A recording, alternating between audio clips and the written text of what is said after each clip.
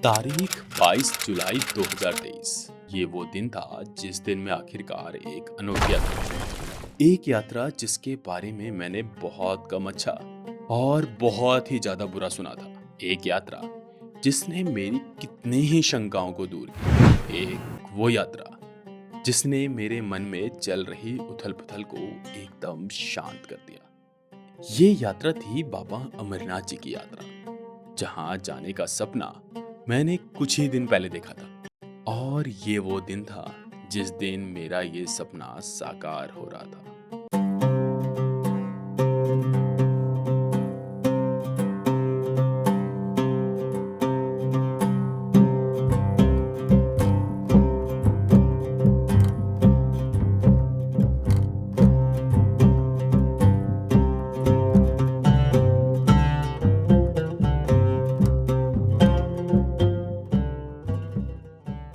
इस यात्रा के लिए मैं दिल्ली के सराय रोहिल्ला रेलवे स्टेशन से जम्मू पहुंचा। यात्रीगण कृपया ध्यान दें। जम्मू पहुंचते ही बारिश की बूंदों के साथ इंद्रदेव ने मेरा स्वागत किया। ये वो समय था जब मुझे ज्यादा कुछ नहीं पता था कि कैसे क्या करना है, कहां पर जाना है, पर हाँ, मन में विश्वास था कि सब कुछ अच्छा ही होगा। रेलवे प्लेटफॉर्म से बाहर निकलते ही पता चला कि इस यात्रा के लिए सबसे जरूरी RFID कार्ड बनवाना है, जिसकी व्यवस्था यही स्टेशन परिसर में ही थी। रजिस्ट्रेशन फॉर्म दिखाकर और थंब इम्प्रेशन लगाने के बाद बड़ी ही आसानी से 5 मिनट के अंदर मुझे यहाँ से RFID कार्ड मिल गया। अब बारी थी भगवती नगर जाने की। दरअसल में इस यात्रा का पहला बेस कैंप भगवती नगर में ही है, जहाँ अमरनाथ यात्रियों के लिए ठहरने, सोने, खाने पीने जैसी सभी जरूरी सुविधाओं की व्यवस्था है। भगवती नगर ये वो मुख्य जगह है जहाँ से सुबह के 3-4 बजे बालटाल और पहलगाम बेस कैंप के लिए बसें मिलती, जो कि पूरी सिक्योरिटी के साथ यात्रियों को पहुंचाती है। दरअसल में अमरनाथ यात्रा के लिए 2 रास्ते हैं। एक रास्ता है पहलगाम होते हुए और दूसरा है बालटाल से। पहलगाम वाला रास्ता पुराना रास्ता है और इस रास्ते से कई पौराणिक कथाएं भी जुड़ी हुई हैं। मान्यता है कि यही वो रास्ता है जिस रास्ते से भगवान शिव इस पवित्र गुफा तक गए थे। इस कारण से भी ज्यादातर लोग इसी रास्ते से यात्रा करना चाहते हैं। ये रास्ता लगभग 32 किलोमीटर लंबा है, लेकिन माना जाता है थोड़ा आसान है। वहीं बालटाल जम्मू से करीबन 373 किलोमीटर दूर है, जहां जाने के लिए जम्मू से बस, टैक्सी या प्राइवेट व्हीकल से 12 घंटे का समय लगता है, जिसके बाद शुरू होती है यहाँ की यात्रा। इस रास्ते को पहलगाम के मुकाबले थोड़ा कठिन माना जाता है, लेकिन ये रास्ता महज 14 किलोमीटर का है और मैं इसी रास्ते से यात्रा करने वाला था। तो ये तो हुई बालटाल और पहलगाम की बात। अब लौटते हैं अपनी इस यात्रा पर। बालटाल बेस कैंप पहुंचने के लिए मैंने जम्मू स्टेशन से भगवती नगर तक के लिए ये बस लिया और करीबन 10 मिनट में पहुंच गया भगवती नगर, जहां जाकर पता चला कि सुबह के 3 बजे ही यहाँ से बसें निकलती हैं और अभी सुबह के 8 बज रहे थे, यानी कि सारा दिन मुझे इस कैंप में बिताना था। लेकिन मैं आज का पूरा दिन इस कैंप में नहीं बिताना चाहता। इसके लिए मैंने प्राइवेट टैक्सी से ही जाना उचित समझा और इस ट्रैवलर से निकल गया बालटाल के लिए, जिसके लिए मैंने 1200 रुपए का किराया दिया। इस बस में ये 9 लोग मध्य प्रदेश से थे और मेरे इस सफर के साथी भी। किसी भी सफर की सबसे खूबसूरत बात भी तो यही होती है ना, कि आप नए नए लोगों से मिलते हैं, उन्हें समझते हैं, उनसे कुछ सीखते हैं। इस सफर की शुरुआत करते ही बारिश इतनी तेज हो रही थी कि जैसे मानो आज छोड़ कल बारिश होगी ही नहीं। ये बारिश हमारी यात्रा को खराब कर सकती थी। मैंने इस मिनी बस से इसलिए जाने का फैसला किया था कि आज देर रात तक ही सही, लेकिन मैं आज बालटाल पहुंच ही जाऊं। लेकिन मेरे होश तो तब उड़े जब ड्राइवर ने कहा कि आज रात बीच में ही कहीं स्टे करना पड़ सकता है। अगर 3 बजे से पहले हम श्रीनगर नहीं पार कर पाते हैं तो आज रात श्रीनगर बेस कैंप में ही स्टे करना पड़ेगा। ये वो समय था जब मुझे मेरी प्लानिंग लगभग फेल होती हुई दिख रही है। इसी बीच पेट में चूहे भी कूदने शुरू हो गए। तभी ड्राइवर ने गाड़ी एक ढाबे पर रोकी और राजमा चावल खाने का सुझाव दिया। मैं मनी मन सोच रहा था कि ये कैसे ही होंगे, इसलिए हाफ प्लेट राजमा चावल ही ऑर्डर किया।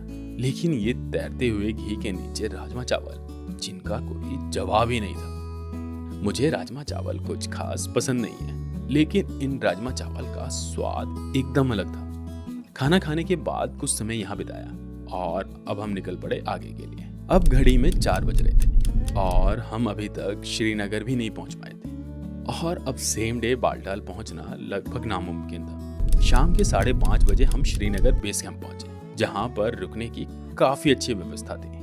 लंगर में खाना खाने के साथ ही सीआरपीएफ की कैंटीन की भी सुविधा थी। रात भर यहीं आराम करने के बाद अगली सुबह करीबन 8 बजे मैं निकल गया बालटाल के लिए और दिन के 11 बजते बजते मैं बालटाल बेस कैंप पहुंच गया। इस वक्त मैं पहुंच चुका हूं बालटाल और यहाँ पे जो है सिर्फ आपको ये टेंट वेंट मिल जाएंगे, काफ़ी टेंट मिल जाएंगे इवन। और रेट जो है यहाँ पे सब अपने अपने हिसाब से बातें करते हैं। कोई जो है 100 रुपये लेता है, कोई 150 रुपये, कोई 200 रुपये। शायद भीड़ के हिसाब से भी कुछ ही लोग बार्गेनिंग करते होंगे, कम ज़्यादा करते होंगे। तो मेरे को जो देने पड़े वो देने पड़े 100 रुपये पर है, ठीक है। 2 बंदों का कॉटेज था, मतलब टेंट है, और मैं और मेरे साथी जो हैं हम दोनों इसी में आज रात में स्टे करेंगे। और फिर यहाँ से हम कल मॉर्निंग में 3 बजे के आसपास जो है यहाँ से निकलने की कोशिश करेंगे, जो कि हमारा जो ये कॉटेज है बिल्कुल लास्ट में ही है। यहीं से लगभग हम जो है कल की लाइन के लिए कल की यात्रा हम शुरू करेंगे। बालटाल में पहुंचते ही 2 अधिकारी मेरे पास आए और यात्रा के बारे में पूछा, साथ ही 5 मिनट का समय भी मांगा। दरअसल मैं आज यहाँ पर जम्मू कश्मीर के उपराज्यपाल मनोज सिन्हा आए हुए थे और यात्रा की तैयारियों का मुआयना कर रहे थे। इसी संदर्भ में यात्रियों से भी मिल रहे थे और इसी क्रम में उनसे मेरा भी मिलना हुआ। इसके बाद आराम करने के लिए मैंने ये टेंट लिया। और इस वक्त मैं पहुंच चुका हूँ बालटाल में बेस कैंप जो है वो, और वहाँ पे जो है ना जो टेंट होते हैं वो कुछ इस तरीके का यहाँ पे हमें मिलेगा। तो ये एक टेंट है जिसमें 2 बंदे आराम से रह सकते हैं और सोने के लिए अच्छा खासा गद्दा वद्दा है, तो वर्थ है। और 200 रुपये कोई ज़्यादा भी चार्ज नहीं है, क्योंकि मेरे साथ एक और है मेरा साथी, तो हम दोनों साथ में तो सेपरेट भी हो गया और कोई दिक्कत भी नहीं है। और यहाँ साथ ही यहाँ के लोग हैं वो काफ़ी अच्छे हैं, मतलब काफ़ी सपोर्टिव, तो इस तरह किसी भी तरह की कोई दिक्कत तो नहीं है फिलहाल यहाँ पे।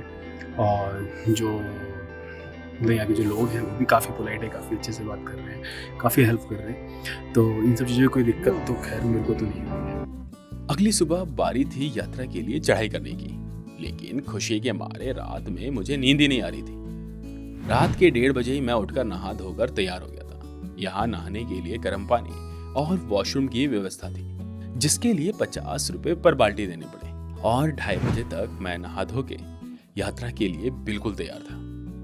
यात्रा के लिए निकलने वक्त मुझे लग रहा था कि अभी कौन ही आया होगा, 1-2 लोग होंगे।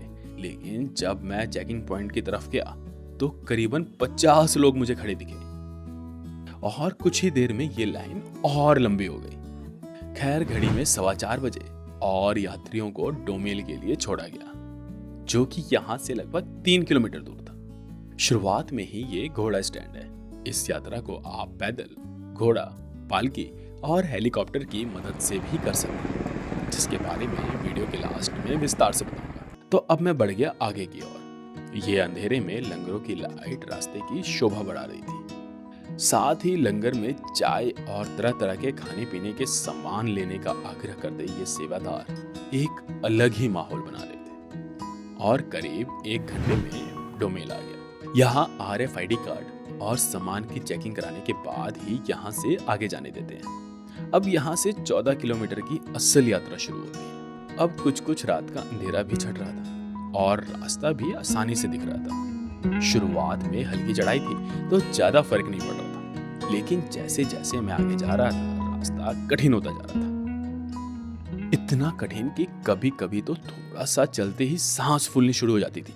और इस वक्त करीब 3 किलोमीटर 4 किलोमीटर 3.5-4 किलोमीटर की ट्रैकिंग चढ़ी और जितनी ठंड लग रही थी चलने से पहले सारे कदम धोते, लेकिन थोड़ा सा ठहरते ही आराम मिल जाता था। ये वो समय होता है जब सारा का सारा ध्यान उस परमात्मा पर लगता है कि कैसे भी करके दर्शन दे। यही तो किसी भी यात्रा का मकसद होता है ना, घर, ऑफिस, परिवार की चिंताओं से दूर एक सुप्रीम पावर से आप कनेक्ट कर पाते हैं। खैर इसी तरह करीबन डोमेल से 4 किलोमीटर ऊपर जाने के बाद ये बड़ा सा झरना दिखा, जहां पर घोड़े खच्चर पानी पी रहे थे और मुझ जैसे कुछ लोग अपने मोबाइल के कैमरे में इसे कैद कर लेना चाहते थे। और अब बारी थी इससे भी ज्यादा ऊंचाई पर चढ़ने की। इस पूरे रास्ते में पत्थर, मिट्टी और बारिश के पानी के मेल से बने कीचड़ ने इस रास्ते को थोड़ा और कठिन कर दिया, जिसे चढ़ते हुए शरीर में एकाएक और भी ज्यादा गर्मी आ गई। इस यात्रा को शुरू करने से पहले यहाँ का आलम ये था कि सर्द हवाओं से बचने के लिए ऊनी टोपी पहनने की इच्छा हो रही थी, लेकिन अब पसीने छूटने शुरू हो गए थे और 8 बजते बजते इतनी तेज धूप लगने लगी कि सनग्लास और सिर को ढकने की जरूरत पड़ गई। और ऐसे ही चलते ठहरते रुकते हुए मैं आगे बढ़ता रहा। इस रास्ते में जगह जगह पर पीने के पानी, शौचालय और हल्का फुल्का खाने पीने की चीजें मिल जाती हैं। साथ ही आराम करने के लिए जगह जगह पर टीन शेड के नीचे बैठने की भी व्यवस्था है, जहाँ पर सुस्ता कर हर कोई एक दूसरे को आगे चलने का हौसला देता है। यही वो हौसला है जिसे हम सभी को जिंदगी में चाहिए होता है। ये हौसले ही तो हमें एक किक देते हैं जिंदगी में आगे बढ़ने के लिए। और इसी तरह मैं पहुंच गया काली माता मंदिर। ये वो जगह है जहां से बाबा बर्फानी की गुफा के पहले दर्शन होते हैं। यहाँ कुछ दूर का रास्ता भी थोड़ा आसान था। यहाँ से पवित्र गुफा की दूरी सिर्फ 4 किलोमीटर की रहती है, लेकिन ये रास्ता धैर्य की असल परीक्षा लेता है।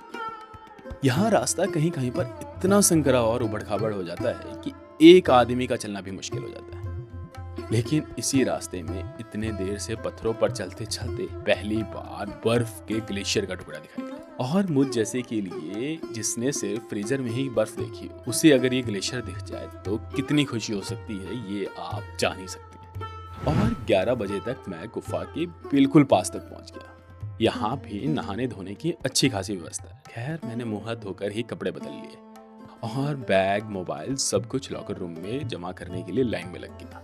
इस पूरी यात्रा में बस यही पर प्रशासन की तरफ से कमी लगी। इतने यात्रियों में सिर्फ एक क्लॉक रूम और उसमें भी सिर्फ 3 स्टाफ, जिसके चलते करीबन 1 घंटे के लंबे इंतजार के बाद मैं बैग जमा करवा पाया। और अब फाइनली दर्शन के लिए मैं बिल्कुल तैयार था। ना सामान की चिंता, ना ही साथ में फोन।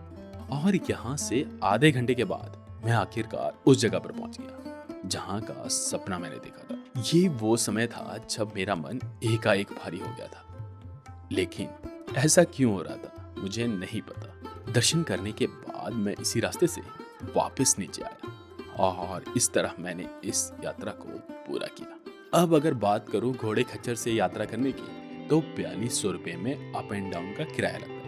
वहीं एक तरफ के 2800 रुपये लगते हैं। और अगर आप बीच रास्ते से घोड़े खच्चर लेते हैं तो वो दूरी के हिसाब से 1000, 1500, 500 रुपये तक में भी तैयार हो जाते हैं। वहीं अगर आप हेलीकॉप्टर से यात्रा करना चाहते हैं तो जम्मू, पहलगाम या नीलगिरी से पंचतरणी तक के लिए हेलीकॉप्टर बुक कर सकते हैं, जिसकी अपडेटेड जानकारी के लिए आप डिस्क्रिप्शन बॉक्स में लिंक देख सकते हैं। साथ ही घोड़े की रेट लिस्ट भी डिस्क्रिप्शन बॉक्स में मिल जाएगी। यदि आप सामान का भार कम करना चाहते हैं तो उसके लिए पिट्ठू का भी सहारा ले सकते हैं।